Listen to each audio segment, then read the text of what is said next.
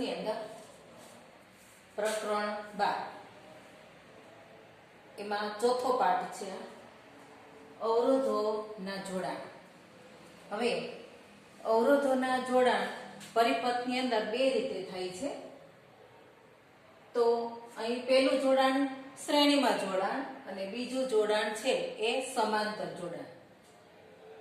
એટલે અવરોધોના જોડાણ બે રીતે થાય છે, બરાબર યાદ રાખજો. શ્રેણીમાં જોડાણ અને બીજું છે સમાંતર જોડાણ. હવે શ્રેણીમાં જોડાણ જ્યારે અવરોધોને કરવામાં આવે તો કઈ રીતનો પરિપથ બને? તો શ્રેણીમાં જોડાણ માટે દાખલા તરીકે ત્રણ અવરોધ છે, R1, R2 અને R3. આ ત્રણ અવરોધ છે એને A અને B બિંદુ સાથે શ્રેણીમાં જોડેલ છે. એટલે એક અવરોધ પૂરો થાય કે તરત જ બીજો અવરોધ શરૂ થાય, બીજો પૂરો થાય કે તરત જ ત્રીજો અવરોધ શરૂ થાય. તો અહીંયા A અને B બિંદુ વચ્ચે એનું જોડાણ શ્રેણીમાં છે. આ A અને B બિંદુને બેટરીના A બિંદુને ધન ધ્રુવ સાથે અને B ને બેટરીના ઋણ ધ્રુવ સાથે જોડી દેવામાં આવે તો આ અવરોધ શ્રેણીમાં જોડાયેલા અવરોધનો પરિપથ છે. એટલે પરીક્ષાની અંદર શ્રેણીમાં કઈ રીતે અવરોધ જોડાય એવો પરિપથ પૂછ્યો હોય તો આ રીતે પરિપથ દોરવાનો. હવે શ્રેણીમાં જ્યારે અવરોધ 3 જોડાય છે ત્યારે અહીંયા 20 વોલ્ટની બેટરી દ્વારા એ વિદ્યુત પ્રવાહ I એ ધન ધ્રુવથી ઋણ ધ્રુવ તરફ વહે છે, બરાબર. હવે અહીંયા વિદ્યુત પ્રવાહ I નું મૂલ્ય દરેક અવરોધ આગળ સરખું રહે છે. દરેક અવરોધ આગળ વિદ્યુત પ્રવાહ I એ સરખો હશે. અહીંયા પણ I સરખો હશે, અહીંયા પણ કોઈ પણ જગ્યાએ એમીટર મૂકી અને ચેક કરીએ કોઈ પણ બિંદુ વચ્ચે તો વિદ્યુત પ્રવાહ I નું મૂલ્ય સરખું રહેશે. હવે પરિપથમાં ત્રણ અવરોધ શ્રેણીમાં જોડેલ છે. તમને પરિપથ આપ્યો છે. ત્રણેય અવરોધમાંથી વોલ્ટેજ એટલે કે ત્રણેય અવરોધ છે એમાં વોલ્ટેજ એક સરખા નહીં મળે. દાખલા તરીકે R1 અવરોધ છે એમાં V1, R2 છે એમાં V2, R3 છે એમાં V3. એટલે કે જે વોલ્ટેજ V છે એ દરેક અવરોધ પ્રમાણે વહેંચાઈ જાય છે, બરાબર. તો આ નો કુલ વોલ્ટેજ કેટલા થાય? તો V બરાબર V1 V2 V3. એટલે કુલ વોલ્ટેજ એ અવરોધ પ્રમાણે વહેંચાઈ જાય છે. એટલે વોલ્ટેજના 3 ભાગ, જેટલા અવરોધ હોય એટલા વોલ્ટેજના ભાગ પડે.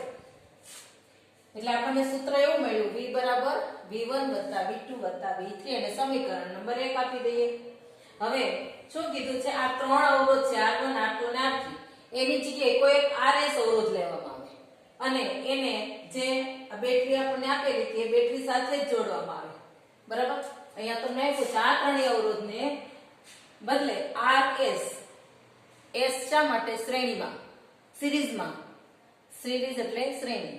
RS અવરોધને 20 વોલ્ટની બેટરી સાથે જોડતા વિદ્યુત પ્રવાહ I હોય તો RS ને સમતુલ્ય અવરોધ કહે છે. એટલે ત્રણેય અવરોધના સમતુલ્ય અવરોધ ધારો કે RS છે. અહીંયા તમને એ RS આપ્યો છે. તો અહીંયા ઓહમના નિયમ પ્રમાણે આપણે ઓહમનો નિયમ જોઈ ગયા હતા. R બરાબર V ના છેદમાં I. તમને એ યાદ રાખવા માટે આવું સૂત્ર પણ કીધું હતું. દાખલા તરીકે આ V, અહીંયા R અને I, બરાબર. તો તમારે જે શોધવું હોય એ દબાવી રાખવાનું. દાખલા તરીકે મારે V શોધવા છે તો આ V બરાબર R I. મારે R શોધવા છે તો R ને દબાવું તો V ના છેદમાં I. તો આ રીતે V ના છેદમાં I ઓહમના નિયમ પ્રમાણે આપણને ખ્યાલ છે, બરાબર. હવે V જોઈએ છે આપણે. તો V જોઈએ છે તો V ને દબાવી રાખો તો R ગુણ્યા I.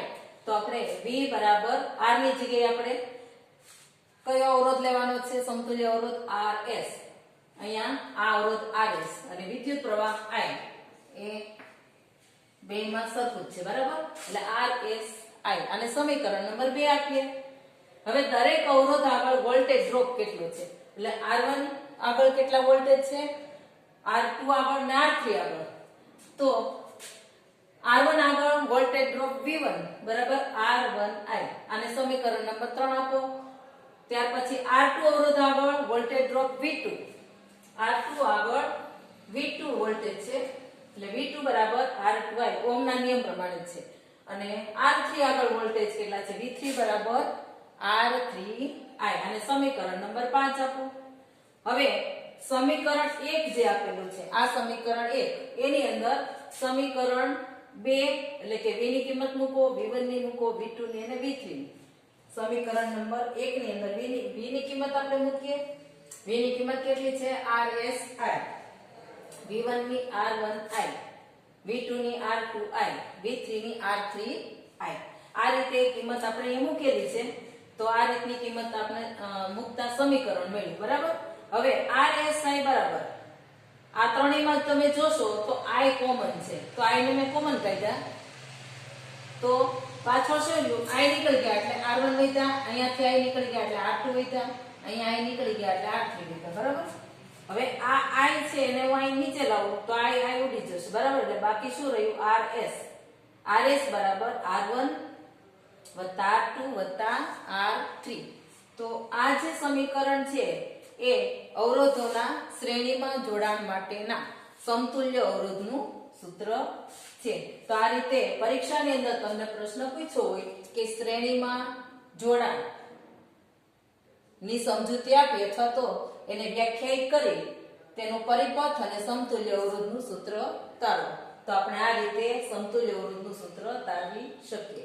આના પછી આપણે સમાંતર જોડાણ માટે જોઈશું. સમાંતર જોડાણ એટલે શું અને આ જ રીતે અહીંયા જેમ શ્રેણીમાં હતું તો અહીંયા સમાંતર જોડાણ માટેના સૂત્રની તારવણી આપણે આના પછીના વિડીયોમાં જોઈશું.